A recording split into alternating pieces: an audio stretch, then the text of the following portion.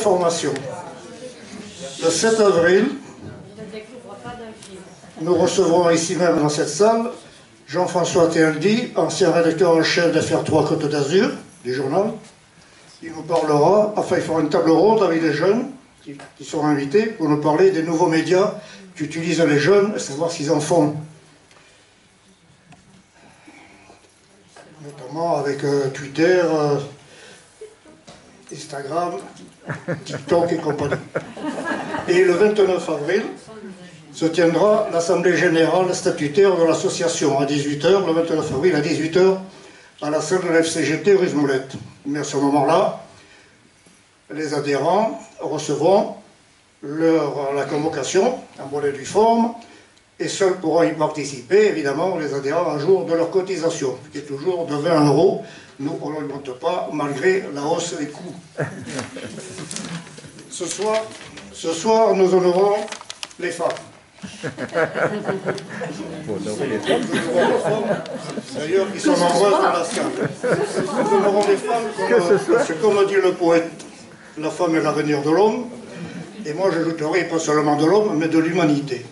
C'est pourquoi elle est de tous les combats, mais sa condition n'est pas reconnue à sa juste valeur. Chez les Amis de la Liberté, nous n'attendons pas une journée internationale pour les honorer. C'est toute l'année, à travers nos conférences et activités, que nous donnons la parole aux femmes.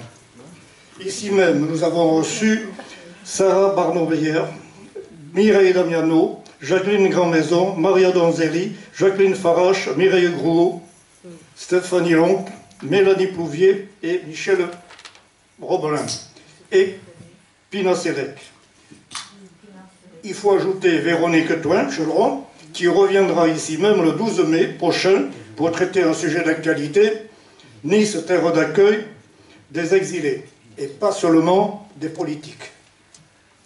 Ce soir, nous aurons le plaisir de recevoir et d'entendre Fanny Rogolini, juriste de droit public, par ailleurs membre de notre conseil d'administration, avec Emmanuel Gaziello, Maud Dujade, Jacqueline Riquier, Nicole Sauré-Westeter, qui font partie, toutes les femmes, avec nous au conseil d'administration. Nous l'avions déjà entendu nous parler d'Olympe de Gouges, d'Angela Davis, de Marie Curie, de l'éruption des femmes dans la vie publique. Ce soir, elle va nous parler de la condition féminine qui est aux femmes aujourd'hui, de son évolution, de leur conquête de nombreux problèmes qui leur restent à résoudre, mais qui ne devraient pas être le combat à elle seule. L'égalité des droits pour la femme et son combat de toujours, à Fanny, et je lui passe la parole. Merci. Donc bonsoir. La dernière fois que j'étais ici devant vous, c'était le 12 mars 2020, juste avant le premier confinement. Beaucoup d'événements sont advenus depuis cette date. Événements qui ont d'ailleurs touché la vie des femmes et mis au jour de nouvelles difficultés, mais qui ont permis aussi de prendre conscience de ces réalités et d'avancer. C'est vrai que le 12 mars 2020, on ne savait pas d'ailleurs si la conférence pourrait avoir lieu ou pas, puisqu'on ne savait pas si la salle serait disponible. Donc, de l'invisibilisation des femmes, disons de façon malicieuse, depuis la nuit des temps, au dernier mouvement des femmes dans le monde entier, tels que MeToo et l'écoféminisme par exemple, qu'en est-il des droits des femmes entre les droits formels et la réalité vécue par celles-ci et l'application de ces droits? Quelles sont aujourd'hui les perspectives pour une vie meilleure, pleine et partagée, pour une réelle égalité entre les femmes et les hommes? Faire l'histoire des femmes, c'est lutter contre le grand silence nocturne qui toujours menace de les engloutir. C'est aussi tenter d'introduire plus d'intelligibilité dans les rapports de sexe qui tissent l'évolution des sociétés. Le corps dans tous ses états a été décrypté. L'histoire s'est faite sensible, charnelle, littéraire, mais aussi quête de vérité. Dans ce grand bouleversement des idées et des mœurs, la mondialisation rend plus visible encore l'inégalité des conditions sexuelles, les violences qui touchent les femmes dans la famille, dans les religions, les guerres, les migrations, dont elles sont les principales victimes avec leurs enfants qu'elles tentent vainement de protéger. Michel Perrault, historienne spécialiste de l'histoire des femmes, en 1990, Michel Perrault, avec Georges Duby et de nombreux contributeurs et contributrices, ont publié une très longue histoire des femmes en Occident, en 5 volumes. Donc Michel Perrault affirme: ce qui frappe aussi, c'est leur courage, leur résilience, leur volonté de résister. Et là, on peut passer, volonté de résister, on peut penser évidemment aux femmes afghanes, on peut penser aux femmes en Afrique, on peut penser aux femmes aussi en Amérique latine et en Ukraine aussi. Voire de changer les choses pour l'historienne, 3 traits frappants sont à considérer pour sortir de cette invisibilisation. Premier point, l'importance des biographies. Deuxième point, pour Michel Perrault, la place accordée au corps et à la sexualité.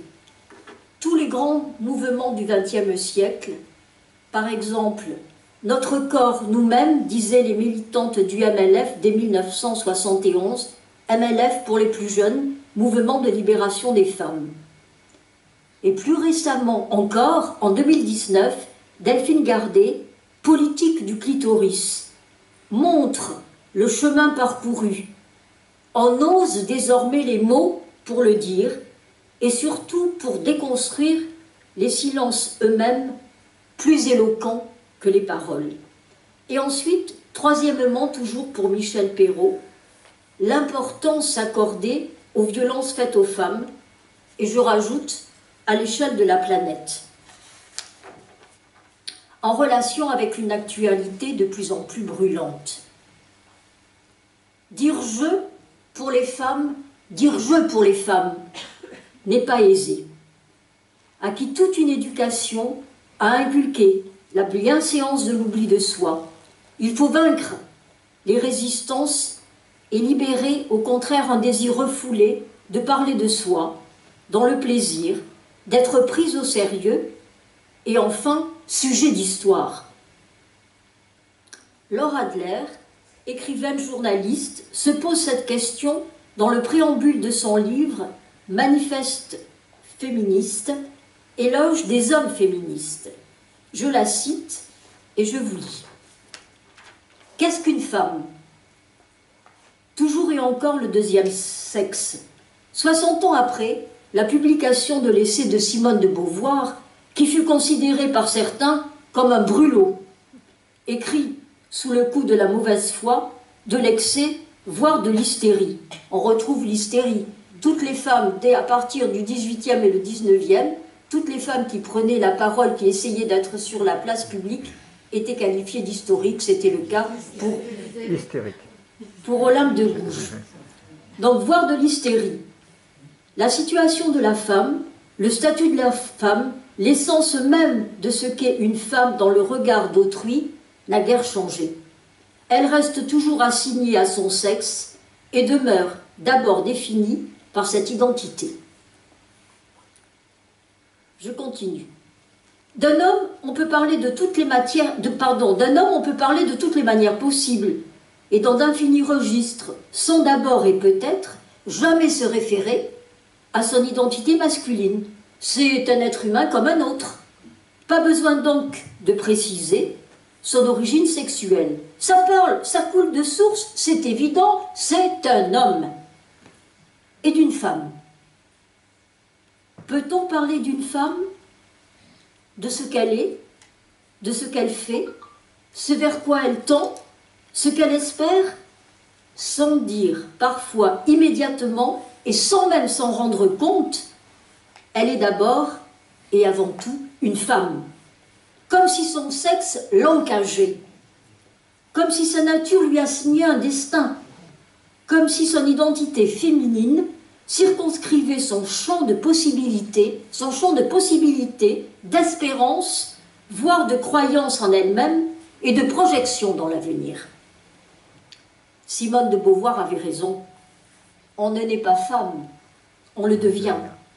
Elle qui a œuvré pour le mouvement féministe des années 1960-1980 aurait été loin d'imaginer que dans les années 2010, ce texte a été écrit en 2010, le statut politique, économique et sexuel de la femme soit de nouveau en danger. Oui, les femmes sont aujourd'hui en danger. Mais je pense que les femmes sont bien, je vous dis mon opinion, les femmes sont bien conscientes que rien n'est jamais acquis et les droits peuvent toujours être remis en question. Je continue. Oui, les femmes sont toujours en danger. Oui, elles sont encore considérées comme les inférieures de leurs égaux, les hommes. Quelles que soient les preuves apportées, compétences, études, expériences, curriculum vitae, elles sont actuellement payées un tiers de moins que leur père. Pourquoi? Parce que l'argent est une forme de reconnaissance symbolique. Une femme, à compétence égale, vaut moins qu'un homme. C'est naturel, c'est sexuel, c'est son essence même qui est dévalorisée. Le marché, mot à prendre dans toutes ses acceptions, la minore, la déconsidère parce qu'elle est femme. Dans la société ultralibérale, régie de plus en plus par la concurrence, la dévalorisation de la notion même de travail et le sacro-saint principe de la flexibilité de l'emploi, les femmes sont les premières victimes. Les femmes les plus pauvres, à préciser aussi, les femmes les plus pauvres et les plus vieilles payent le plus lourd tribut à ce capitalisme machiste.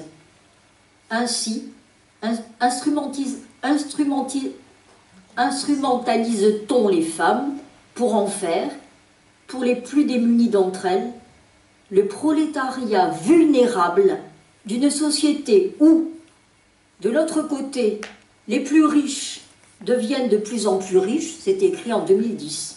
Vous voyez que la situation n'a pas changé.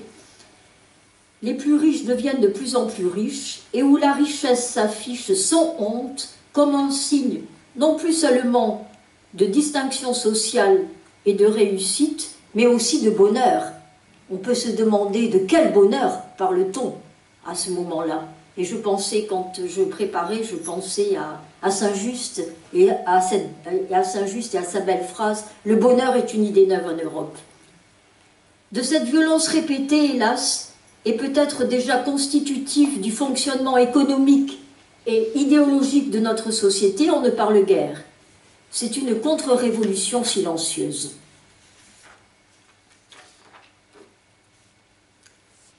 Soit de nouveaux dangers, les femmes sont bien conscientes, c'est une contre-révolution silencieuse. Comment les femmes, dans l'ombre longtemps, tentent-elles d'être par des combats incessants des sujets à part entière dans la cité? Nous allons voir rapidement le déroulement de la naissance de ces droits en prenant quelques périodes charnières à travers les siècles. Droit et cité m'amène à vous parler, comme point de départ, de la démocratie athénienne dans l'Antiquité, au siècle de Périclès. Qui avait le statut de citoyen et donc de participer à la vie de la cité sur cette fameuse agora? Les hommes étaient exclus, les étrangers, les esclaves et les femmes. Concordance des temps, l'esclavage moderne existe, rendant les personnes invisibles. Et le vote des étrangers, point d'interrogation. Certaines périodes ont été plus obscures que d'autres. Je pense à la période des sorcières, du XIIIe au XVIe siècle. Je pense au livre de Mona Chollet. C'est un moment de répression et de violence terrible pour les femmes. Elle remettait alors, ces sorcières, qui étaient-elles? Elle remettait en cause la vision patriarcale de la femme idéale. Mais ce n'étaient pas seulement des femmes, c'étaient des femmes pauvres. On voit l'indifférence des historiens à ce génocide oublié de l'histoire. Leurs activités devenaient des agissements diaboliques. C'étaient simplement des guérisseuses utilisant la pharmacopée des plantes pour soigner, accompagner les accouchements ou les avortements. Et c'était une transmission de femme en femme. Nous sommes ici toujours dans la recherche d'un bouc émissaire. Catherine Clément, historienne, parle de 60 000 sorcières victimes d'exécution en Europe du Nord. Et en janvier 2022, en Écosse, avec l'appui de la première ministre, Nicolas Sturgeon, une loi proposée par les militantes féministes pour gracier les personnes victimes de la chasse aux sorcières, il y avait quelques hommes aussi, en Écosse, a été acceptée. L'avocate Claire Mitchell, défendant les Witch of Scotland, le nom donc des féministes, réclame excuses et monument national. Entre le XVIe et le XVIIIe siècle, nous avons exécuté 5 fois plus qu'ailleurs en Europe, précise donc l'avocate. Et elle ajoute, cette loi pourrait servir d'exemple dans d'autres pays. L'invisibilisation tombe. À partir du XVIIe siècle, une autre vision voit le jour. Ce n'est pas un hasard si beaucoup de ces hommes qui défendent les femmes sont des révolutionnaires, sont des révolutionnaires, des utopistes, des inventeurs de contre-sociétés, des réformateurs de la morale publique, soucieux du bien commun, des philosophes qui veulent changer nos fondamentaux et érigent la raison et non l'appartenance à un sexe en principe de compréhension du monde. Exemple, le philosophe Poulain de la Barre, 1647-1725, auteur de 3 essais sur l'égalité de l'homme et de la femme, de l'égalité des deux sexes et de l'éducation des dames. Il réfute l'idée d'une quelconque infériorité naturelle du beau sexe et préconise une éducation éclairée pour les femmes parce que l'esprit n'a point de sexe. Au milieu du XVIIe siècle, les précieuses ont à cœur, c'est intéressant de voir aussi le mouvement de ces femmes dites les précieuses. Donc les précieuses ont à cœur de réaffirmer le droit de toute femme à la considération. Elles mettent en doute l'identité masculine comme seule apte à occuper un rôle social et des responsabilités. Et elles demandent le droit au savoir, pierre d'achoppement de toute émancipation féministe, et attaquent les mariages arrangés, l'asservissement social et sexuel de la femme. Voilà ce qu'elles disent. Femme de tête, oui. Mère, pas forcément. Épouse, peut-être, à condition de pouvoir choisir son élu, donc de ne pas être vendue par son père et d'avoir un mari qui l'aime. C'est d'une grande modernité et d'actualité pour bien des femmes encore à ce jour qui ne peuvent pas espérer un tel statut. La modernité s'affirme au XVIIIe siècle, siècle des Lumières. Le philosophe Nicolas de Condorcet affirme comme droit naturel la liberté des personnes, la liberté des biens, la propriété et l'égalité naturelle. Il faut se défaire des idées du passé et d'établir en droit l'égalité des êtres, inclure dans la communauté des hommes celles et ceux qui n'ont pas encore accès. Il précise les juifs, les noirs, les femmes, les pauvres, et garantit pour eux le respect des droits de l'homme. Toute femme est capable, alors voilà ce que dit Nicolas Condorcet, Toute femme est capable de comprendre la science, et si elle dispose de la même éducation, de l'égaler, voire de le supplanter dans l'exercice, pour mon ami d'enfance, la scientifique, de l'égaler, voire de le supplanter dans l'exercice de l'intelligence et dans ses capacités d'abstraction. Il croit dans la force de la raison, il croit dans la force de la raison et de la perfectibilité humaine. Les éléments fondateurs d'une république pour Condorcet, l'égalité des droits, l'égalité des sexes et l'égalité dans l'instruction. Mais il est le premier à poser une question taboue. Les femmes sont-elles incluses dans la Déclaration des droits de l'homme et du citoyen du 26 août 1789 ? En septembre, je serai rapide, pour un sujet qui me tient à cœur, en septembre 1791, Olympe de Gouges rédige la Déclaration des droits de la femme et de la citoyenne. Donc, dans son article 1, la femme née libre et demeure égale à l'homme en droit, les distinctions sociales ne peuvent être fondées que sur l'utilité publique. Je passe rapidement donc sur tous les droits invoqués par Olympe de Gouges. Droit au divorce, reconnaissance des enfants naturels, égalité des contractants dans le mariage et bien sûr, abolition de l'esclavage et abolition de la peine de mort. Mais important pour Olympe de Gouges, mais importance pour Olympe de Gouges du concept de sororité que les féministes du XXIe siècle redécouvrent. Et pour les femmes, le droit de vieillir dans la dignité, qui, à notre époque où le jeunisme règne, est d'une grande profondeur et d'une réelle dignité pour les femmes. Pour moi, les nouveaux mouvements de femmes, et les femmes en général, qui veulent se détacher de tous les dictats de la soi-disant beauté féminine, sont les héritières d'Olympe de Gouges, qui avait scandalisé par ses tenues, cheveux lâchés, robes légères, sans corset, pour permettre le mouvement, voir l'histoire d'ailleurs de la robe de Georges Vigarello, et le déplacement rapide. Je pense que ça permettait aussi le déplacement rapide dans les manifestations révolutionnaires. Et pour Olympe de Gouges aussi, la liberté du corps, de sa sexualité et le droit au plaisir. La fin de la période révolutionnaire marque un retour en arrière avec l'arrivée de Bonaparte et le Code civil de 1804.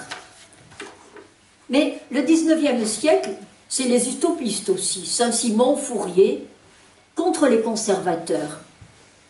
Les femmes du peuple poursuivent leur engagement dans la lignée des aristocrates et les grandes bourgeoises du XVIIIe siècle.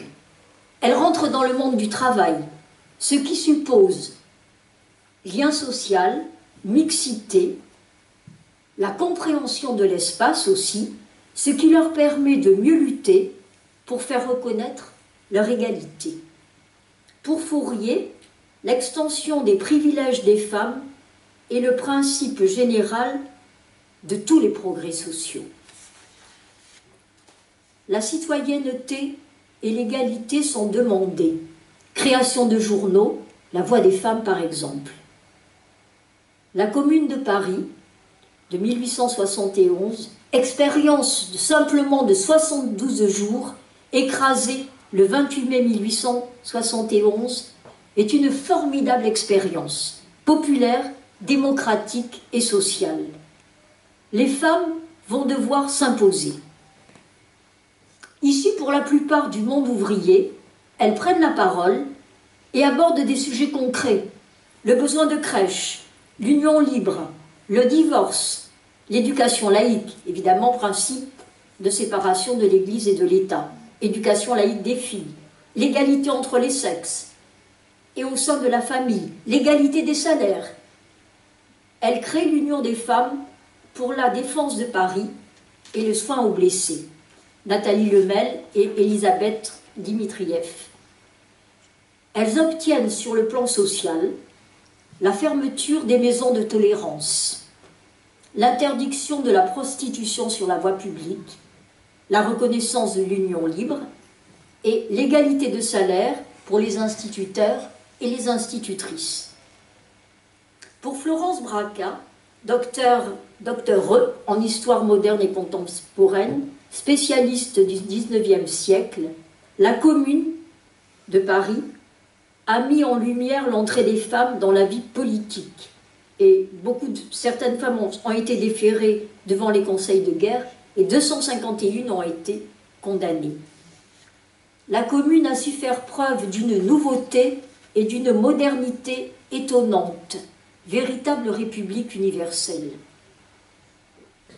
Avec le XXe siècle, c'est les grandes lois, je vais passer rapidement, c'est les grandes lois de la Troisième République. D'abord, premièrement, la loi de 1905, séparation de l'Église et de l'État, les grandes lois de la Troisième République, les lois de Jules Ferry, les lois sur le travail, 1936 aussi, toutes les lois.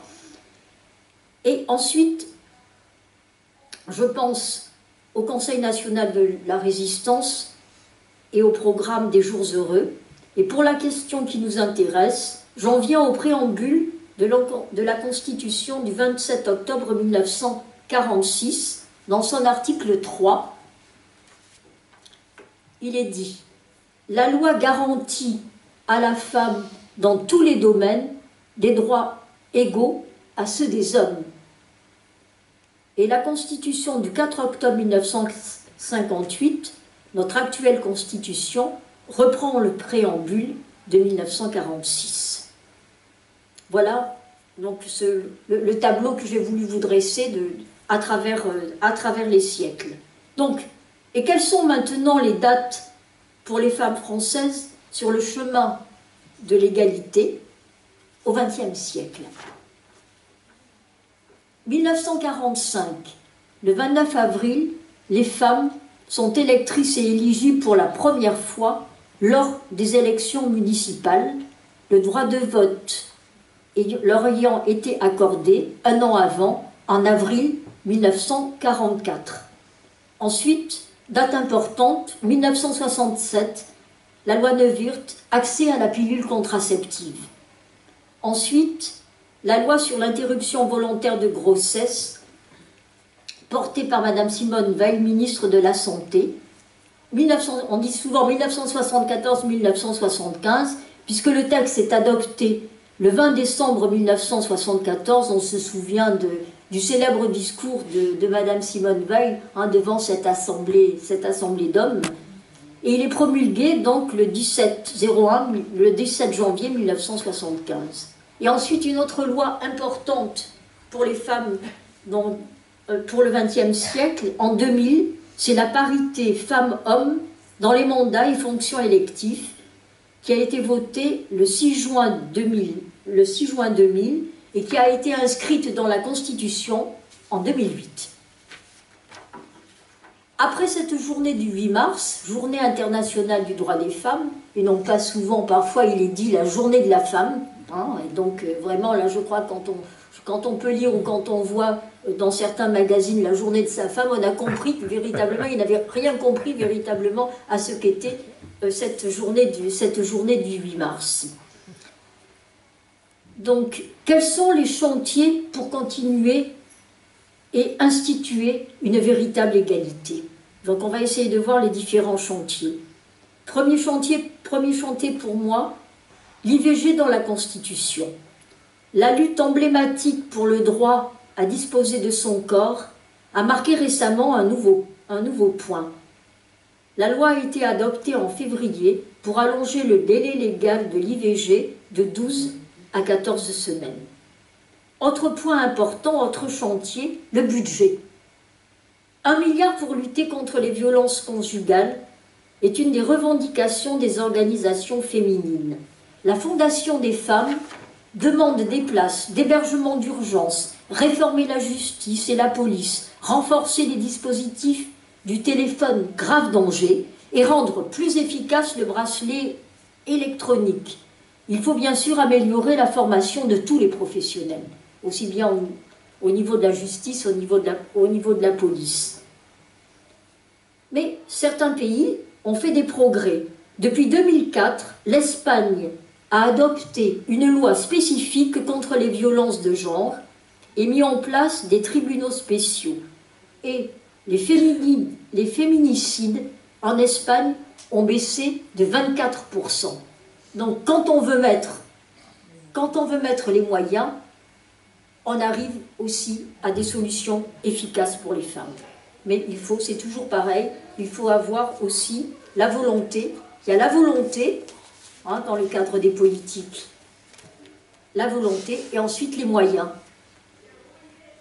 Troisième point, la santé. La dénonciation des violences a percé le mur du silence. Les soins gynécologiques et obstétricaux, infantilisation, non-respect du consentement. Mais la médecine est faite pour le corps. La médecine est faite pour le corps masculin. Mais une avancée a été faite, c'est la reconnaissance de l'endométriose. Réparer, ça coûte plus cher que prévenir, dit la coprésidente du planning familial. L'éducation à la sexualité de l'école primaire au lycée, une loi de 2001, la loi est là, mais elle est mal appliquée. Quatrième point, les salaires, en première ligne. Avec la crise sanitaire, les inégalités au travail sont apparues plus criantes que jamais. L'écart de salaire était de 16,5% en 2021. L'État employeur doit donner l'exemple. Réunion des commissions paritaires, revalorisation des métiers qui relèvent de sa responsabilité. Et un cinquième point, qui est aussi très important pour les femmes et dans la vie des femmes, une charge mentale partagée. Charge si injustement répartie. 80% des femmes font la cuisine ou le ménage, ou au moins 1 heure chaque jour, contre 36% des hommes, souligne l'Observatoire des inégalités. Éducation à l'égalité tout au long du parcours scolaire et revoir le congé de paternité pour partir sur de bonnes bases à la naissance d'un enfant. Depuis le 1er juillet 2021, la durée du congé pour le père d'un enfant à naître passe de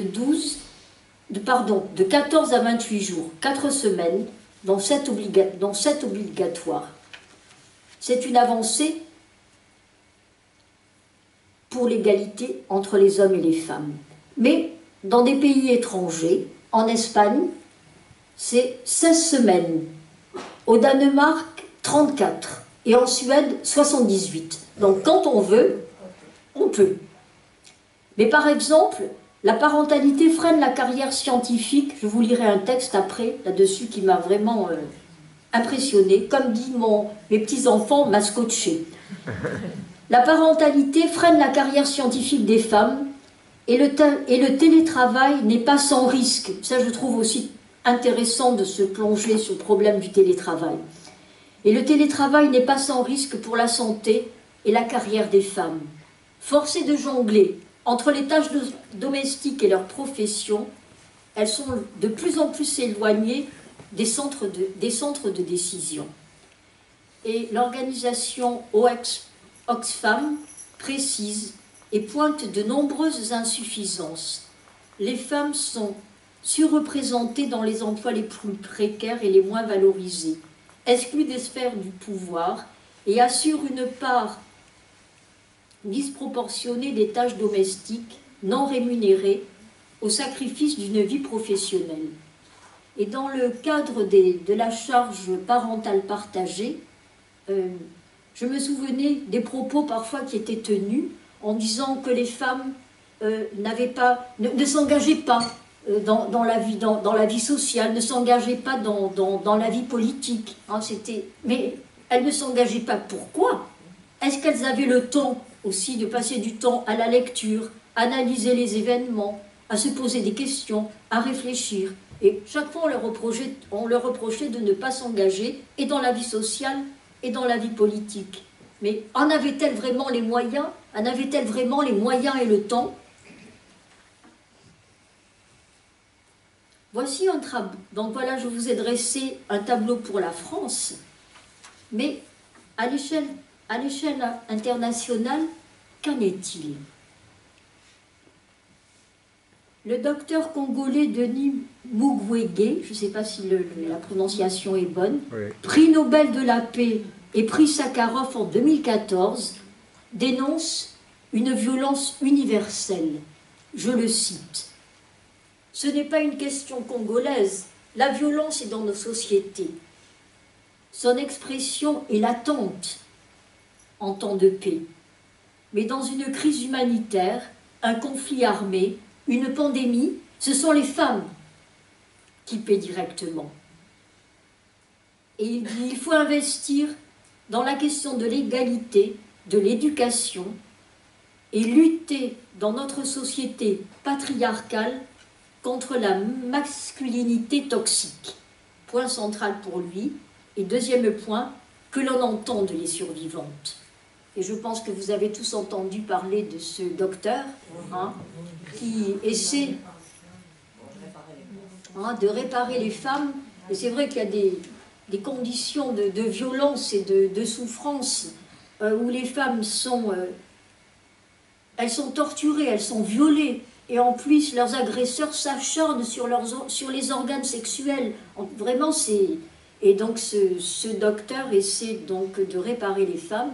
Il subit d'ailleurs de nombreuses violences lui-même. Il doit être protégé. Et je pense qu'il fait un travail absolument extraordinaire pour permettre à ces femmes de retrouver une vie, si on peut dire une vie normale, une vie avec un corps aussi, un corps réparé. Je ne suis pas personnellement pour une victimisation continuelle des femmes et une animosité constante, ce que le commun des mortels passe souvent du féministe contre les hommes. Mais Robert Guédiguian, metteur en scène cinéaste, rédacteur en chef d'un jour, le 5 janvier 2022, du journal L'Humanité, à la une précise « Dresser les pauvres contre les pauvres, vieux stratagème des possédants ». Les féministes doivent être vigilantes. On essaie aussi de les diviser et d'affaiblir leur force de conviction et de changement profond des mentalités qui s'opèrent malgré des positions parfois dérangeantes ou violentes. Je pensais, évidemment, je suis une vieille dame maintenant, je pensais à Valérie Solanas, qui avait tiré sur le peintre Andy Warhol, mais on pourra trouver beaucoup d'exemples beaucoup plus contemporains de ces dernières années. Robert Guédiguian parle du combat premier du féminisme. Je le cite. « La première fois que j'ai envisagé la question féminine, c'est en lisant L'origine de la famille, de la propriété privée et de l'État de Engels. Moi aussi d'ailleurs. Ensuite, c'est grâce à Rosa Luxembourg. Formidable Rosa Luxembourg. Si vous lisez les lettres de prison de Rosa Luxembourg, elle est enfermée et elle a une énergie, une force. Elle transmet à ses amis qui sont à l'extérieur une force absolument extraordinaire pour continuer la lutte. Donc, c'est grâce, je reviens, c'est grâce à Rosa Luxembourg, Clara Zetkin aussi, la journée du 8 mars, c'est Clara Zetkin, et Alexandra Kollontai, que j'ai continué à penser ce combat, donc Robert Guédiguian, que j'ai continué à penser ce combat comme essentiel, consubstantiel de mon combat pour transformer le monde et changer la vie. Pour avancer vers cette marche de l'égalité, il faut, selon moi, un travail de réflexion individuelle. Je dirais un individualisme émancipateur, aussi bien pour la femme que pour l'homme. et un travail collectif à partir de ces réflexions. Pour les femmes, prise de conscience pour les femmes de l'image dans laquelle on veut les enfermer, avec la marchandisation de leur corps, à différentes échelles, l'image de soi, la consommation, l'expression de sa sexualité, le droit au plaisir, à la parole et à l'écriture aussi. Pour la philosophe Camille Froidevaux-Métairie, MeToo témoigne d'une aspiration à une sexualité enfin épanouissante, repensée sur un mode égalitaire. Au début des années 2010, une nouvelle génération de féministes est revenue au corps, au plus intime, enclenchant ce qu'on appelle le tournant génital du féminisme. Tout a commencé autour de la question des règles. Endométriose, protection hygiénique, violences gynécologiques et obstétricales, organes génitaux et plaisir, maternité et accouchement. Aspiration, enfin, à une sexualité épanouissante, parce que débarrassée de la violence et repensée sur un mode égalitaire. On rêve. Et pour les hommes, un travail sur la masculinité et la domination. Dans une tribune parue dans le Patriote Côte d'Azur, février 2021, intitulée à propos de la domination masculine, Robert Charvin et Michel Deville posent et analysent les questions à propos de cette domination. Ils écrivent: en ces temps d'enfermement et de repli sur la famille et le couple, donc Covid-19 oblige, que dire de plus sur la domination masculine que des femmes de courage ont osé dénoncer ces dernières années en faisant le récit de ce qu'elles ont subi et qui les marque à vie dans le cœur et le corps. Il pose une question. Pourquoi tant de retard dans la conscience des hommes sur leur propre comportement, malgré les combats des femmes, si ce n'est parce qu'ils en bénéficient et qu'il est difficile de se réinventer? Il précise: la plupart des violeurs sexuels sont internes au couple ou à la sainte famille, précise-t-il. Les coupables sont inévitablement parmi nous. N'y en a-t-il pas un en chaque homme mâle dominant qui sommeille? Parmi nous, n'y en a-t-il pas un en chaque homme, un mâle dominant qui sommeille?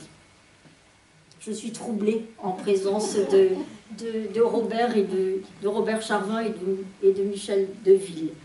Et voilà l'interrogation. L'autocritique des hommes s'impose, responsable d'avoir été inconscient, complice ou bien davantage d'avoir imposé sa masculinité dans le monde du travail, dans la rue ou derrière la porte fermée du domicile. Ce qui est vrai, c'est que le mode de production est aussi un mode de vie, avec sa morale, ses valeurs, ses pratiques spécifiques. L'amour lui-même est politique, et il a le visage de tout ce qui l'entoure. Ce phénomène est constant tout au long de l'histoire. L'amour n'a jamais échappé aux conditions de vie imposées par la société, aux pesanteurs des croyances, religieuses ou pas, et au climat qui règne, influent sur les sentiments et les corps. Le contraste est flagrant entre l'amour chanté par les poètes sur tous les tons et les pulsions sexuelles primitives liée à la biologie et à la beauté physique. La femme s'est imposée plus que jamais d'être ce que l'on attendait d'elle, aussi bien sur le marché du travail que dans les bras des hommes, devant s'afficher libérée de tous les tabous. Ils pensent, Robert et Michel, que la radicalité actuelle des mouvements féministes est salutaire. Elle combat les fantasmes d'une barbarie ordinaire et d'un alphabétisme affectif. Il est préférable de laisser dans l'ombre ce qui dérange. Ils analysent les mots du XXe siècle. Sacralisation de l'intouchable famille, image tutélaire du pater familias, absence véritable d'éducation sexuelle et pornographie officialisée. Dans leurs conclusions, ils appellent au changement. Les hommes ont besoin de changer comme la société, de la famille à l'État, car il y a du fascisme rentré au cœur du masculinisme, comme il y en a dans les rapports de production. Et à une analyse intérieure profonde de chacun, j'ouvre les guillemets. Il est difficile et très long le chemin permettant aux hommes la pleine compréhension de ce qu'ils appellent le mystère féminin, c'est-à-dire leur propre mystère intérieur. La dernière phrase de conclusion est optimiste. Dans ce long chemin, l'espoir, c'est qu'ils savent mieux qu'hier que les femmes, en se libérant, libèrent les hommes.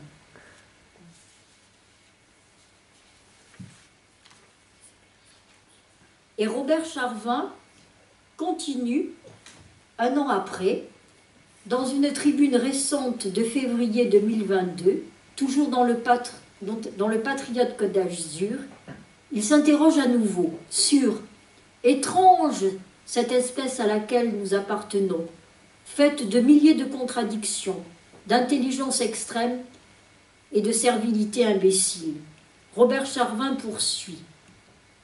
Le poète chante la tendresse et le respect des femmes, et la brute animale les viole et les tue. N'est-il pas délirant, ce masculinisme imbécile qui opprime les femmes et parfois les enfants, en prétendant leur plaire dans des sociétés patriarcales, n'en finissant pas de mourir? Comment expliquer? Point d'interrogation. Il poursuit. D'où vient ce goût de la domination et de l'accumulation de biens sans limite? N'est-ce pas l'inculture, la désinformation, la course à l'argent et le goût de la domination qui fracturent les sociétés? Et il poursuit.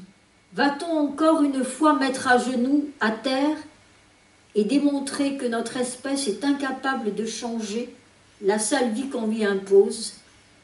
Il termine sa tribune en citant le philosophe Lucien Sèvres.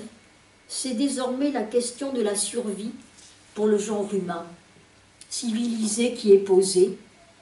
Et notre philosophe Lucien Sèvres donc ajoute: l'obstacle décisif n'est pas en l'adversaire, mais en nous. Et Robert Charvin conclut: ne faut-il pas réfléchir à deux fois sur cette vérité? Et je crois que nous avons ensemble matière à penser et à tenter de changer après un tel plaidoyer. Et je pense à la poésie. Jean-Pierre Siméon, fondateur du Printemps des poètes, affirme qu'il n'y a pas de pensée politique valide si elle ne prend pas en compte la pensée poétique. Il considère que la poésie est essentielle pour tous, comme pour Robert Guédiguian, le cinéma d'ailleurs, et qu'elle est la main tendue vers un chemin de liberté. Et pour terminer, je voulais vous lire, suite à la guerre de Bosnie, en écoutant la radio, j'avais écrit, je n'écris pas, je passe pas mon temps à écrire de la poésie, Mais voilà ce qui m'était venu et je voulais quand même vous le dire. J'entends mes sœurs pleurer sur toute la planète, violées, bâillonnées, torturées depuis la nuit des temps. Ô mes frères de bonne volonté, quand chanterons-nous ensemble l'harmonie et la paix retrouvées? Ne perdons plus de temps, courons à perdre haleine, courons main dans la main dans la direction étoilée pour y arriver. Merci.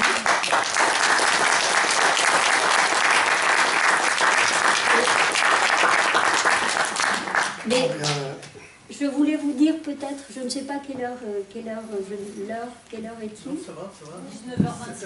C'est bien, parce que avant d'entamer la discussion, je voudrais vous soumettre rapidement 4 petits textes hein, qui ont été pour moi aussi révélateurs. Par rapport, je vous avais dit, à la science,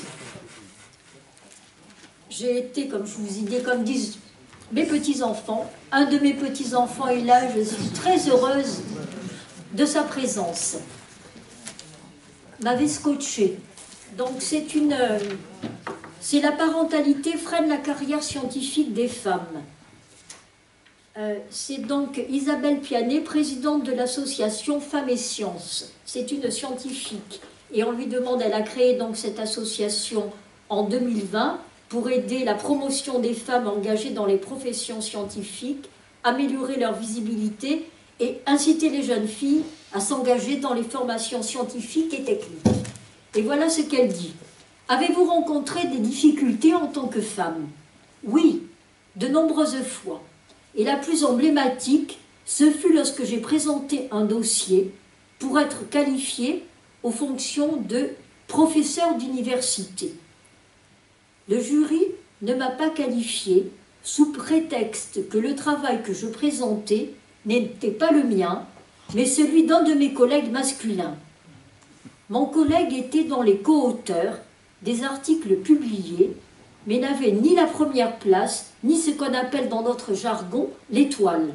C'est-à-dire qu'il n'était pas l'auteur correspondant, la personne qui est à l'origine et coordonne le projet. Je lui ai donc demandé d'écrire une lettre aux membres du jury afin d'expliquer que c'était bien ma recherche et non la sienne. Il a refusé.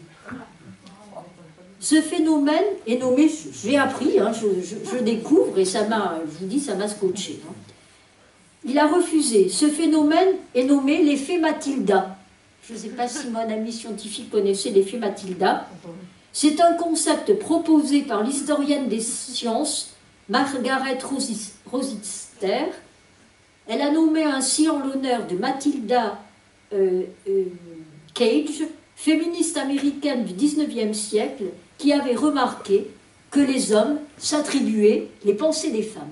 Un peu comme Marie et Pierre Curie. Pardon? Un peu comme Marie Curie avec Pierre Curie. Exactement. Exactement. Ensuite, non, j'ai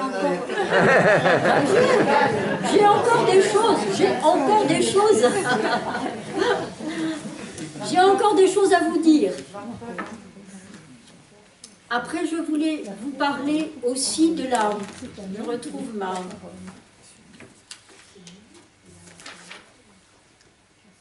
Je ne vous ai pas parlé aussi, et je trouve intéressant dans le cadre aussi de la marche vers l'égalité, la contraception masculine. Elle ne date pas d'hier, mais connaît un essor certain. Boxers chauffants, anneaux, mais aussi injections, de plus en plus d'hommes s'y mettent. Une décision souvent motivée par le désir de partager avec leur compagne la charge de la contraception. L'histoire de la contraception masculine se poursuit dans le sillage des luttes des femmes pour le droit à disposer de leur corps. En soutien aux groupes féministes, des groupes d'hommes se sont constitués pour questionner la masculinité. En discutant, nous nous sommes rendus compte que nous faisions complètement reposer la maîtrise de la fécondité sur nos compagnes et nous avons eu envie d'en prendre notre part, se souvient Pierre Collin, fondateur d'Ardecom en 1978. Dans le milieu des années 1980, l'épidémie du sida donne un coup d'arrêt à cette réflexion en focalisant tout sur le préservatif. Le démarrage n'a eu lieu qu'en 2012 avec la parution d'un article des professeurs Mussier et Soufir sur les contraceptions hormonales et thermiques dans la revue Andrologie. La Société d'andrologie de langue française organise désormais plusieurs sessions de formation de médecins sur les contraceptions hormonales et thermiques. Bravo les hommes! Ensuite, je voulais vous lire un texte aussi qui date de 2017, mais que je trouve aussi question que l'on voit peut-être chacun se poser. Ça s'appelle L'odieux préjugé, c'est de Aude Lancelin, journaliste. Un vol pour New York au mois de janvier dernier.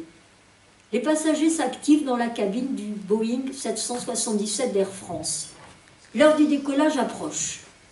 Le chef de cabine s'empare du micro pour délivrer les informations de rigueur et signale aux passagers l'identité du commandant de bord.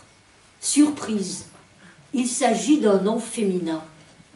C'est donc une femme qui nous fera franchir l'Atlantique jusqu'à l'aéroport JFK, aux commandes du plus gros biréacteur du monde.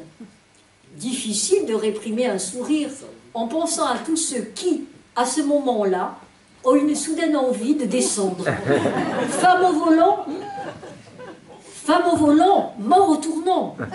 Selon le fameux proverbe machiste, censé acter l'incompétence automobile radicale des femmes. Que dire alors lorsqu'il s'agit d'un monstre aérien bien plus volumineux qu'un 38 tonnes?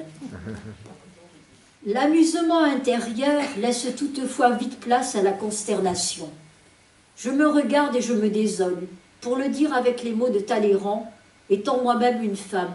J'ai donc, l'espace d'un instant, fait mien le stéréotype du manque de sang-froid des femmes, de leur présence d'un esprit aléatoire, de leur inaptitude à tenir le cap en quelque sorte, oui, le cap, cabo en espagnol, cap en allemand, et du latin caput, le chef en français, la tête en somme. Ayant par le passé exercé plusieurs postes de direction dans un secteur à prétention intellectuelle, qui plus est, où les femmes continuent à briller par leur rareté, j'ai donc sourdement intériorisé la difficulté des femmes à prendre la tête de quoi que ce soit. Le constat est un peu accablant, mais je ne peux le nier. Où l'on voit l'incroyable épaisseur des sédiments déposés,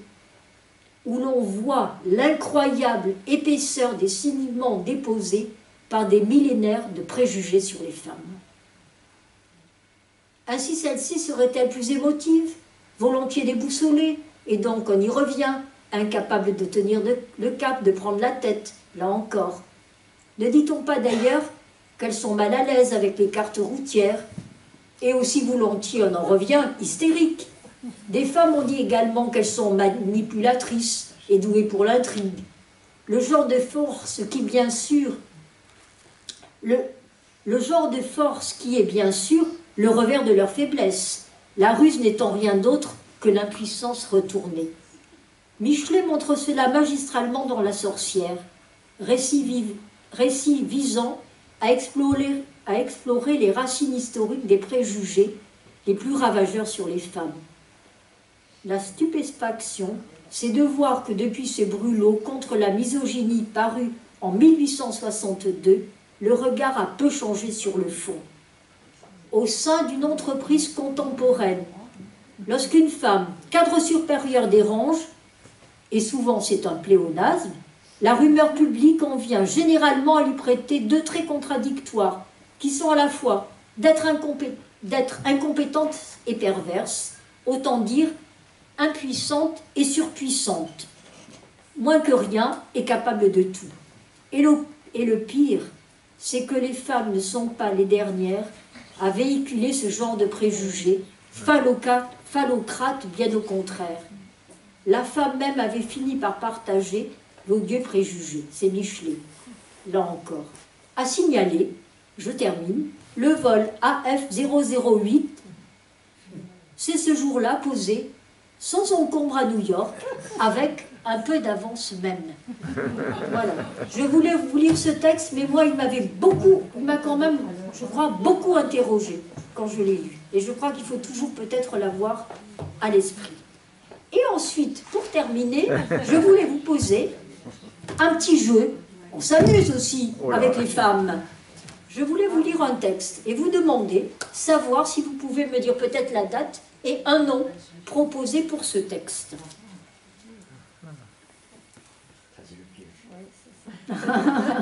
Bon, on s'amuse. La fin de la planète viendra par dessèchement.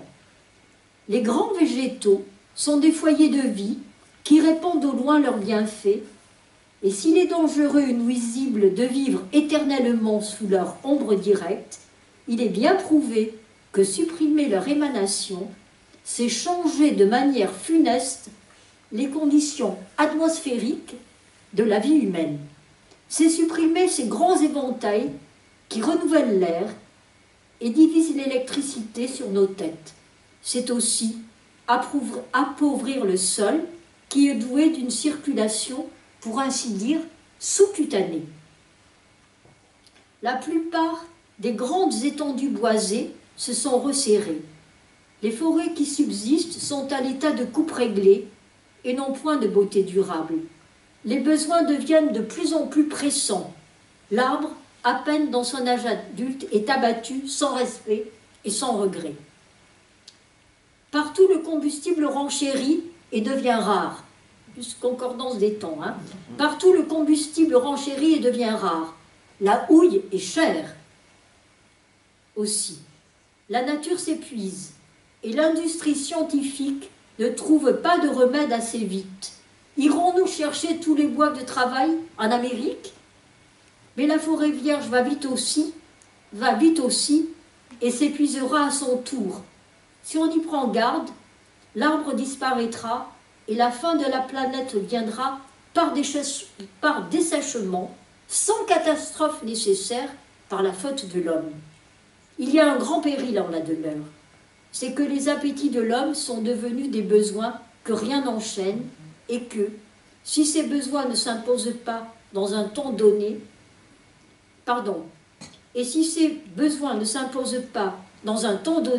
une certaine limite, il n'y aura plus de proportion entre la demande de l'homme et la production de la planète. Nous tous protestons au nom de notre propre droit et forts de notre propre valeur contre des mesures d'abrutissement et d'insanité. Donc ça a été écrit, c'est une pétition pour la forêt de Fontainebleau. Alors, vous pensez qui a écrit ce texte? Non, non, pas Hollande. C'est une femme. C'est une femme. Pardon? Oui. Oh. Jean. Oui.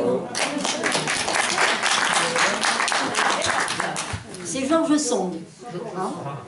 Et donc je trouvais que c'était aussi George Sand. Vous voyez aussi donc par rapport les femmes aussi du 19e siècle pouvaient se pencher aussi sur les problèmes scientifiques et l'avenir de la planète. Je trouvais aussi quand même ce texte d'une grande actualité.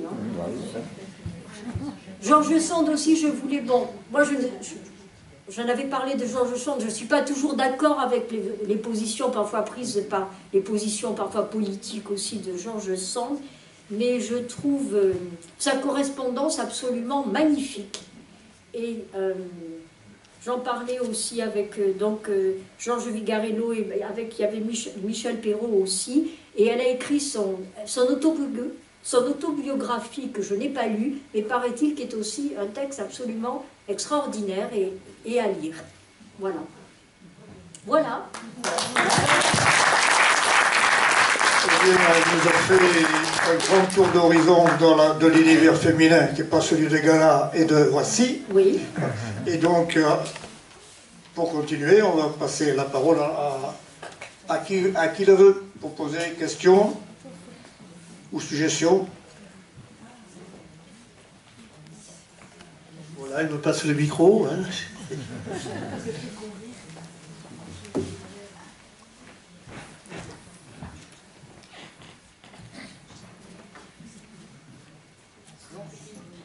Il faut déformer vos propos. Je voulais simplement dire quand même qu'il ne suffisait pas d'être un homme progressif et à gauche pour essayer de faire des choses pour les femmes. La preuve, c'est que quand même Condorcet, il a fini en prison, et l'homme de gauche a eu quand même un destin assez triste. Parce qu'en fait, finalement, beaucoup d'hommes de gauche très progressistes n'avaient pas du tout l'intention de donner du pouvoir aux femmes. Ne serait-ce que le fait de... On a attendu quand même 45 pour pouvoir voter. Et je pense que 45, c'est quand même un déclencheur pour pouvoir avoir d'autres droits. Parce que le premier des droits, c'est pouvoir être un citoyen à l'égalité des hommes. Hein. Et on peut dire que je pense que beaucoup d'hommes de gauche, qui étaient pourtant très progressistes, je pense qu'ils n'étaient pas très prêts à donner du pouvoir aux femmes. Voilà. D'autres personnes?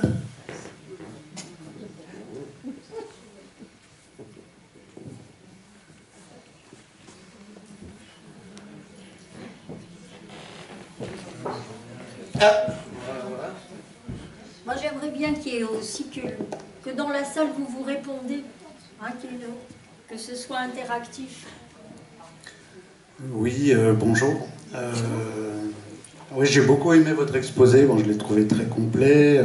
Il fait appel aussi à la poésie. Et on a remis un peu de la question sociale aussi dans ces rapports hommes-femmes. Bon, j'ai moi-même lu un certain nombre d'ouvrages sur la question. Je ne suis pas un spécialiste de la question, mais ce que je voulais dire, vous avez dit que Poulain de la Barre avait dit à l'époque que l'esprit n'avait pas de sexe.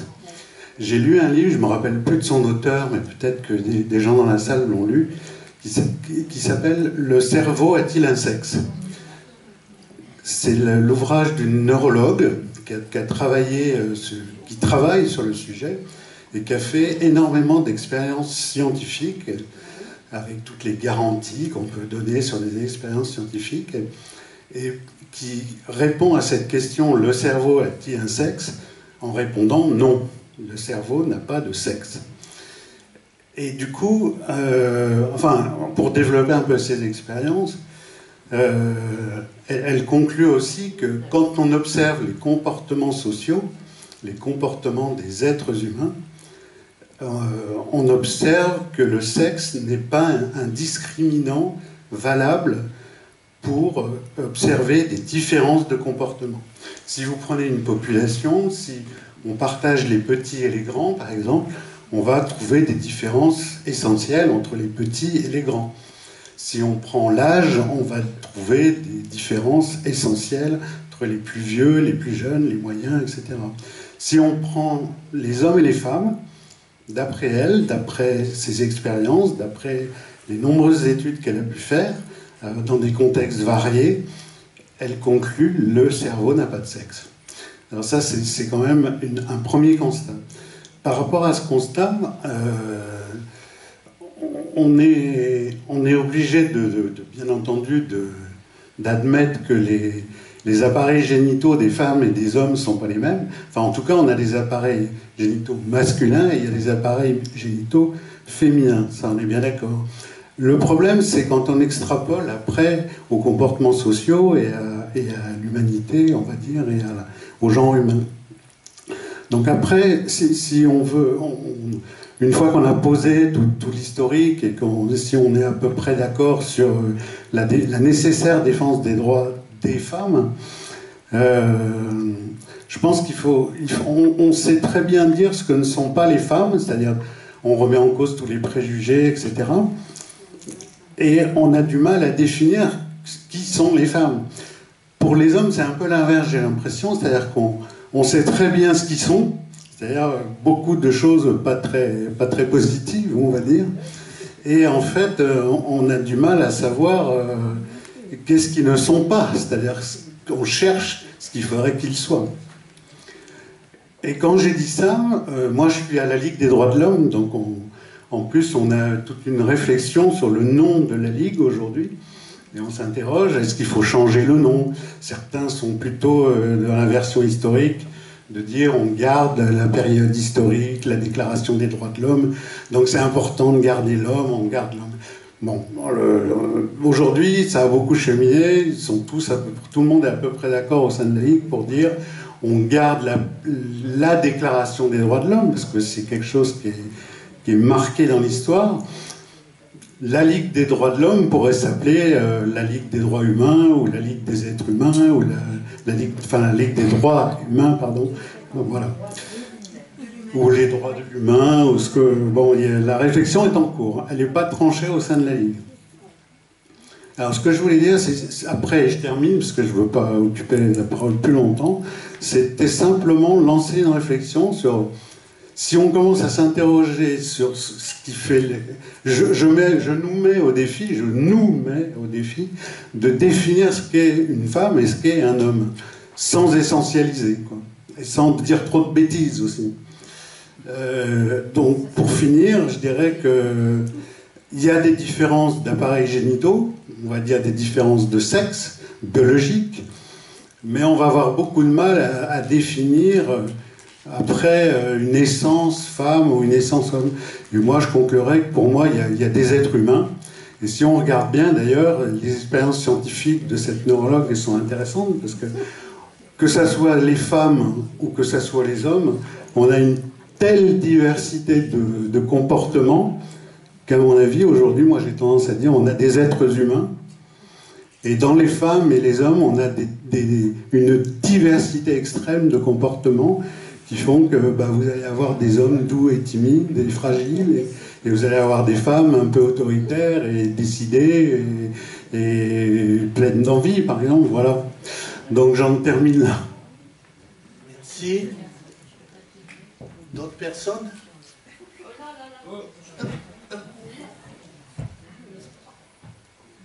J'avais pas vu. Oui, bien sûr, qu'est-ce que l'homme, qu'est-ce que la femme? La question, elle est évidemment très très ancienne, mais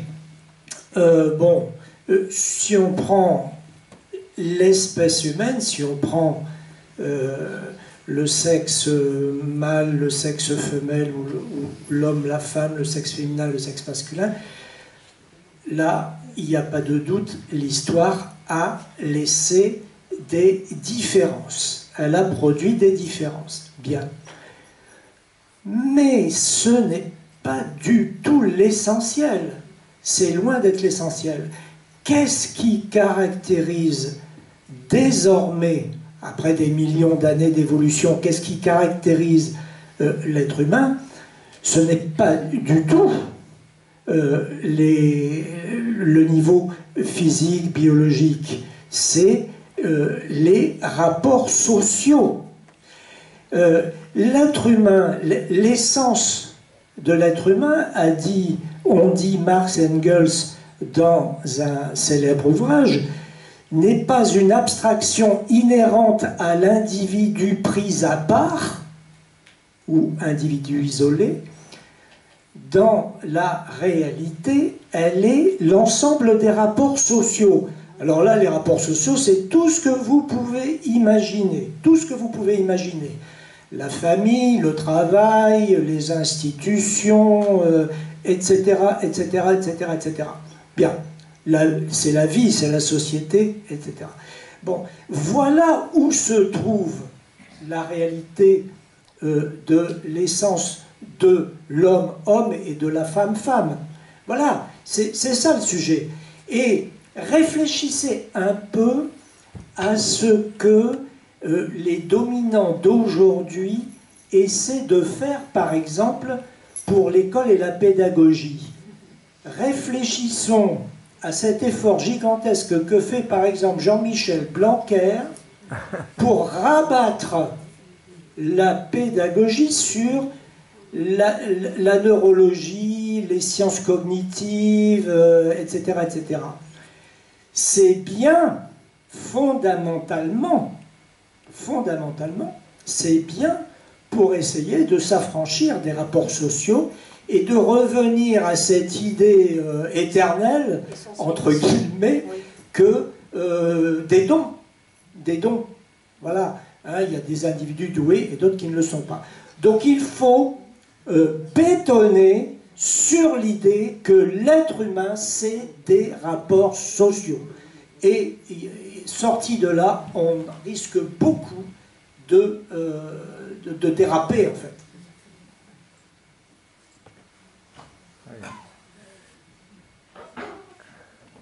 Oui, je voulais appuyer ce qui a été dit. Je pensais aussi affirmer quelque chose qui ressemblait. De la même manière, quand on demande de dire, enfin quand vous dites, monsieur en bas, que le cerveau n'a pas de sexe, comme je crois que ça doit être Catherine Vidal qui a écrit ce livre. De la même manière, les races biologiques n'existent pas, bien sûr. Mais quand on parle de race, c'est une réalité sociale et il y a des personnes qui sont racisées. Voilà, ça a été facteur d'exploitation, de discrimination de toutes sortes. Et donc, en effet, ouais, on est. Qu'est-ce qui fait un homme et une femme? C'est la façon dont, en gros, la domination masculine nous a forgés. Enfin, moi, en tant que femme, c'est ça. J'ai été perçue comme femme et j'ai été traitée comme ce que la domination masculine considère qu'une femme doit être traitée, en fait. Et pour les hommes, pareil, hein, parce qu'ils subissent. Oui, ils subissent aussi. Voilà, c'est dur d'être dominant aussi, des fois. Hein. Le dominant est dominé par sa domination, ça c'est Bourdieu qui a dit ça. Et voilà, et bon, en gros, c'est ce que je voulais dire. Et il y a aussi une question, moi, qui m'interroge, à laquelle j'ai pas encore répondu dans ma vie. Moi, des fois, j'ai envie de lutter pour l'égalité, mais il y a des fois où j'ai juste envie de faire défection et de dire ce monde m'intéresse pas, j'ai ma propre valeur et j'ai rien à prouver, en fait. Et je sais pas si... Et donc je lutte pas, en fait, je vais voir ailleurs. Et le travail, c'est un peu pareil, des fois. Personnellement, voilà, enfin bref. Vous allez voir quoi? Oui, J'essaie de trouver des alternatives à un autre monde, en fait, où il n'y aurait plus à se battre contre des dominations, en fait, donc ça aurait pas l'air de... Je voulais aussi intervenir, c'est un combat permanent, parce qu'on a parlé du droit de vote des femmes en 1947. Ce qui est surprenant, c'est que la Turquie d'Atatürk a donné le droit de vote aux femmes en 1927, oui. Si je ne me trompe pas. Oui, oui. Mais en même temps, je dis, le combat continue, parce que quand on voit ce que devient aujourd'hui la Turquie, où on impose le foulard, etc., où les femmes ont moins de droits que ce qu'elles avaient à l'époque d'Atatürk, vous voyez, c'est un combat vraiment continu. Mais moi, ce que nous subissons tous, c'est le poids de l'histoire. C'est des millénaires, on nous a imposé, et surtout, pour nous, je parle de la religion juive, chrétienne et musulmane, qui nous ont vraiment, où la femme était soumise de l'homme. Je ne connais pas assez la civilisation asiatique, mais on a subi pendant des millénaires ce principe. Moi, j'ai rencontré une femme juive qui me dit « Mais non, nous, dans notre religion, la femme a les mêmes droits que de l'homme. » Et j'ai fait la démonstration que ce n'était pas vrai du tout, que c'était le même comportement, que ce soit la religion chrétienne ou la religion musulmane. Et aujourd'hui, on voit les effets néfastes, parce que ce qui s'est passé aujourd'hui en Afghanistan, c'est impensable. Les petites filles vont à l'école toutes heureuses et tout, puis là, on leur impose en disant « Hop, rentrez à la maison, vous n'avez pas le droit de vous instruire. » Parce que les hommes ont peur que les femmes prennent le pouvoir. C'est-à-dire toute leur place dans la société. Voilà, c'est tout, c'était ma contribution.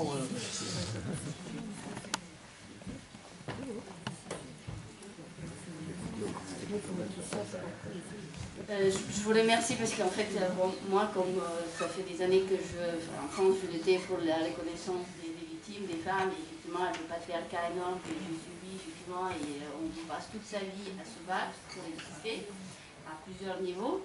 Et bon, comme aujourd'hui, c'est la première fois que je suis sortie, parce que depuis un mois que malheureusement, je subis les effets de la guerre. Et donc de la guerre en Ukraine, mais effectivement qui a répercussion ici. Et c'est vrai que déjà, même avant, je voyais qu'en France, il y a toujours à la télé, c'est 3/4, c'est des hommes, ça n'a pas changé. C'est-à-dire que moi, comme j'ai une vision assez globale, puisque je voyage beaucoup, je parle 6 langues, j'ai aussi plusieurs origines. Et c'est vrai que même à l'époque, j'avais choisi même si je vivais ici, mais je voyais qu'en tant que femme, quand tu as des idées, c'est très compliqué à s'imposer à notre époque, parce que aussi, justement, pour revenir à votre sujet, l'évolution, il y a la condition des femmes, l'évolution de l'époque et des sociétés, puisqu'en même temps, je faisais un peu le parallèle comme se passait dans des autres pays, dans des autres, on va dire, cultures. Et c'est vrai que, bon, aussi je ramène à l'actualité d'aujourd'hui, puisque c'est vrai que l'idée c'est aussi de voir ce qui se passe en France, dans d'autres pays, et la place de la femme. Et ce que je continue à être choquée, c'est qu'effectivement, même quand tu as des idées, mais quand tu es une femme, c'est presque impossible, puisque 3/4 avant la guerre et maintenant, il y a 3/4 c'est des hommes qu'on écoute, même s'ils n'ont pas forcément de la vision d'aujourd'hui. Et les femmes, comme justement l'a dit la jeune fille, on a du mal à s'imposer, comme vous avez effectivement dit. Est-ce qu'on laisse aux femmes la place d'exister, aussi bien en politique, aussi bien dans d'autres domaines? Parce que 3/4, comme il y a toujours l'image, il y a 10 femmes qui disent, justement au niveau juridique, on ne les écoute pas. Et souvent, voilà, il y a ce sexisme effectivement on le subit, et surtout moi je le subis beaucoup en France, en comparaison dans les autres pays, on va dire, socialistes, parce qu'il faut rappeler qu'effectivement le droit de vote était avant, donc les femmes, ils avaient un peu plus facilement, maintenant, avec la guerre. Donc voilà, c'est surtout cette évolution qui est en train de aussi se changer et d'évoluer en fonction du pays et en fonction de l'époque, parce que même pendant la guerre, je vois aussi le comportement de beaucoup de femmes qui aujourd'hui s'engagent, et que parfois il y a aussi cette évolution physiologique qui est en train de changer, qu'avant c'était pas comme ça.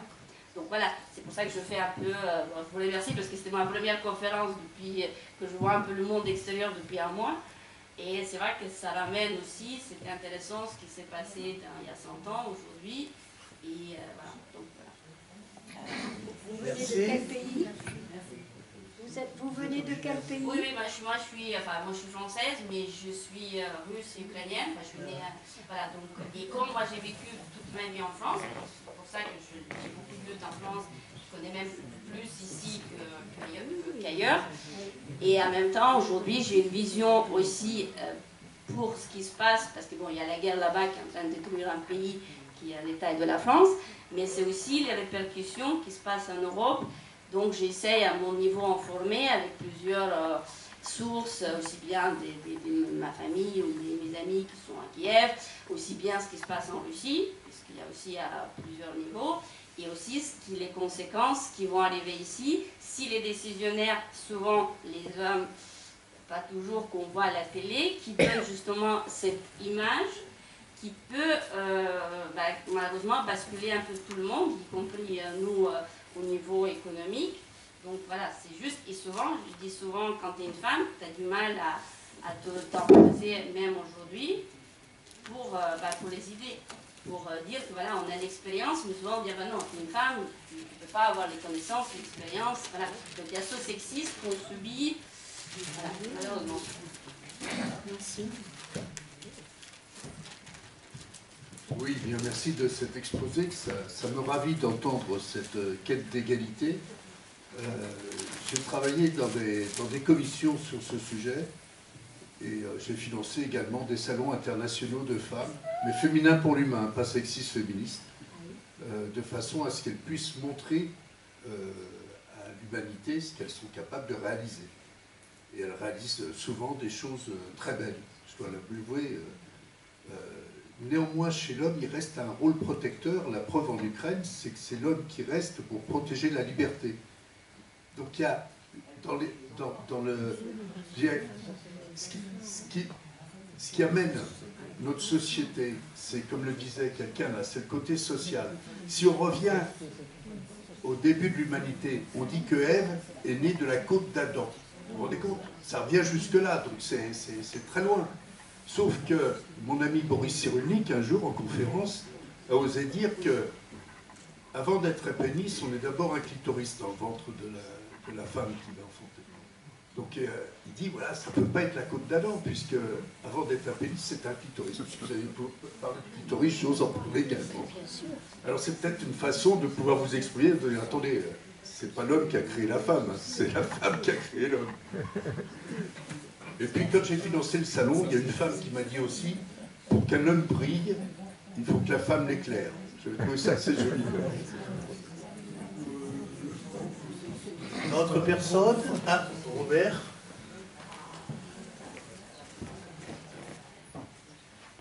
Moi, je pense qu'elle m'interroge sur le retard qu'a eu le mouvement socialiste et progressiste en la matière. Parce qu'il y a encore peu d'années, on ne défendait que le principe de l'égalité salariale. Et je crois que c'est cette domination de l'économicisme qui sévissait à l'intérieur du mouvement socialiste depuis le XIXe siècle, qui explique lourdement ce retard. Parce que toutes les sciences sociales sont mobilisées pour le problème. Et je crois que actuellement, ce qui est nouveau, c'est l'intervention massive des femmes sociologues aujourd'hui qui apportent une contribution extraordinaire. Moi, je découvre des livres que je n'imaginais pas il y a 10 ou 15 ans, ou 20 ans. Notamment Mona Chollet, par exemple, que je trouve remarquable. Ça, c'est une première chose. Deuxième chose, je me demande si, cependant, à chaque étape de progression, par exemple les années 70, par exemple les dernières années, il n'y a pas une contre-réaction avec de nouvelles régressions qui se produisent. Qu'est-ce qui n'a pas été récupéré des années 70, par exemple? Je crois que, par exemple, la contraception, c'était une magnifique affaire pour les hommes. La liberté des femmes, ça a été d'abord la liberté des hommes.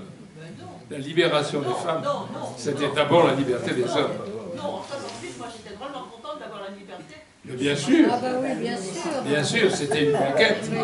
C'était une magnifique conquête, mais la victoire réelle, c'est celle des hommes, qui en ont largement profité. Ce sont les hommes, les scientifiques aussi, qui ont mis au point ça. Ça, c'est autre chose. C'est autre chose. Actuellement, par exemple, si on entend un éditorialiste, soi-disant philosophe, comme Finkielkraut, qui a le droit de parler toutes les semaines à la radio, il a une obsession antiféministe formidable. Et il s'exprime largement, comme plein d'autres hommes en ce moment, qui travaillent sur du velours, parce que la majorité des hommes aujourd'hui n'est absolument pas persuadée et convaincue de tout ce qu'on vient de parler, de tout ce qu'on vient de dire. Pas du tout. Je crois qu'il y a un malaise général qui s'est développé, ça c'est bien. Ça commence souvent par un malaise, la découverte de quelque chose de neuf. Mais ce malaise, il se trouve dans... Regardez, quelle est la place de la femme dans les programmes électoraux de la présidentielle? Pratiquement rien. Malgré le débat qui a eu lieu dans ces années 2000, les candidats à la présidence de la République passent ça sous la table et on continue comme d'habitude. C'était l'occasion ou jamais de dire un certain nombre de choses en profondeur devant des millions de gens. C'est pas le cas. Donc là encore, je crois qu'il y a des contre-attaques, des régressions permanentes et que le chemin sera encore très long avant que le problème soit apaisé parce que plus ou moins réglé.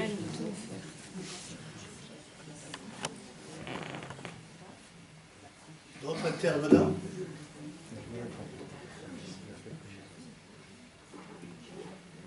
Alors, je vais rajouter un petit mot, si tu permets. Le débat que nous engageons aujourd'hui marque des points.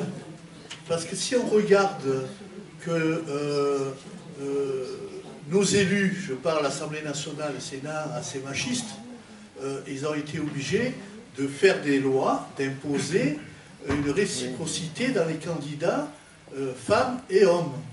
Ça a été imposé. Et c'est lié à quoi? C'est parce qu'il y a une lutte idéologique qui fait que ça avance. C'est comme, tu l'as raconté pour l'histoire de la pilule et tout, c'est-à-dire s'il y avait un débat idéologique, la majorité était contre. Mais ils ont été obligés de l'accepter, d'autant plus quand c'était pour l'avortement, Simone Veil, qui était une personnalité extraordinaire, c'était difficile, y compris dans son parti, ils étaient contre. Ils ont été obligés de l'accepter. Donc vous voyez, c'est utile tout ce qu'on fait. Voilà ce que je voulais dire. Oui, par rapport à la question que vous avez posée, oui, par rapport aussi à la question que vous avez posée, je voulais vous dire aussi que pour les femmes, ce qui est dit aussi, pas de paix sans elles. Les femmes sont déterminantes dans les situations de guerre et d'après-guerre. Elles sont désormais des centaines à devoir se résoudre à accoucher sous la terre, dans des bunkers, en guise de maternité. Voici l'une des épreuves, en plus de toutes, celle que la guerre impose au peuple ukrainien dans son ensemble, que les femmes doivent subir depuis que pleuvent les bombes de l'aviation russe. Et encore, ne s'agirait-il pas là que des dommages secondaires, si l'on peut dire, en comparaison de la gravité des accusations d'officiels ukrainiens concernant des cas de viol de femmes par des soldats russes. De son côté, la Cour pénale internationale a ouvert une enquête visant d'éventuels crimes de guerre et crimes contre l'humanité, qualification dont relèvent les viols commis dans le cadre d'un conflit armé. En attendant d'en savoir plus, la tragédie qui se joue aux portes de l'Europe nous rappelle que les femmes ne sont pas non plus les égales des hommes devant la guerre. Moins présentes au cœur des combats, elles sont davantage exposées à d'autres violences, ainsi qu'au dénuement, à l'exode. Les femmes ne sont pas victimes des guerres parce qu'elles seraient plus faibles ou plus fragiles, mais parce que les conflits ne font que pousser à l'extrême la domination patriarcale qu'elles subissent en temps de paix. C'est dire l'importance en ce 8 mars de poursuivre le combat pour l'égalité aussi sur le terrain de la prévention, de la gestion et de la résolution des conflits. Tous les rapports sur le sujet le soulignent. Les femmes sont des actrices déterminantes des situations de guerre et d'après-guerre, non seulement sur le plan socio-économique, mais aussi par le rôle qu'elles jouent dans la reconstruction des communautés comme en matière de réconciliation politique et sociale. Malheureusement, les femmes continuent d'être largement exclues des processus de paix et de médiation, relevait une communication des Nations Unies en 2017. Une étude réalisée en 2012 par l'ONU Femmes montrait sur 131 processus de paix entre 1992 et 2011, seulement 4% des signataires et 9% des négociateurs étaient des femmes. Avancer sur le chemin de la paix ne se fera pas sans elles. Voilà. Donc, on te remercie. Une chose, oui, parce que vous avez cité... Prenez, que tout le monde participe. Vous avez cité Jean-Michel ou Jean-Louis Siméon. Oui. Il a écrit une anthologie de la poésie. Oui. Et il est passé hier justement à la grande librairie. Ah, et il a bien précisé qu'il ne voulait pas qu'on arrête une définition de la poésie. Et moi, je fais une analogie avec le féminisme, parce que la poésie, c'est du vivant. Il ne faut pas la figer dans une définition, ça serait la pétrifier. Et pour le féminisme, c'est du vivant. L'histoire d'Olympe de Gouges, du salon de Madame Roland, des sorcières de Michelet, de nouveau la sorcière par Catherine Clément. Tout cela, c'est du vivant. Et donc le féminisme et l'évolution, ces combats-là, c'est du vivant. Comme Georges Sand a écrit sur la forêt de Fontainebleau, c'est du vivant de la terre. Nous, c'est du vivant, tout simplement, dans nos sociétés. Et j'attache une très grande importance aux rapports sociaux que monsieur a bien appuyé. Donc, il n'y a pas, pour l'éducation nationale, il n'y a pas les doués et les non-doués. Parce que là c'est dangereux, parce qu'on occulte toute la sociologie et tous les... Voilà, donc c'est pour rappeler pour la poésie. Et pour moi, être une femme, c'est être dans cette poésie du vivant, dans ses combats. Ah, bravo. Bravo Donna. Dites Donna la belle. Bravo. Bon, nous allons donc lever la séance. On vous remercie de votre participation. Donc la prochaine conférence, c'est le jeudi 7 avril, table ronde des nouveaux médias et de la jeunesse, c'est-à-dire tous les réseaux sociaux, qui aujourd'hui, chez les jeunes, ont plus de rôle que la télévision ou la radio. Dans notre génération, je parle de la mienne, c'est un peu plus compliqué, et donc on aura un débat intéressant. Ensuite, c'était prévu avant, mais c'est très intéressant, le jeudi 21 avril, c'est les dangers d'une guerre nucléaire, Pierre Villard, qui est l'ancien président du mouvement de la paix, et je crois que là aussi, c'est très très important comme conférence et débat. D'autre part, vous savez que nous louons la salle, nous payons le vigile, donc il y a une petite cagnotte à la sortie. Si vous avez un peu des sous en trop, vous pouvez les déposer, ce qui nous permet de continuer notre bataille. De toute façon, la vidéo de ce soir, enfin la conférence de ce soir, elle est enregistrée, elle sera diffusée sur notre site. Voilà, bonne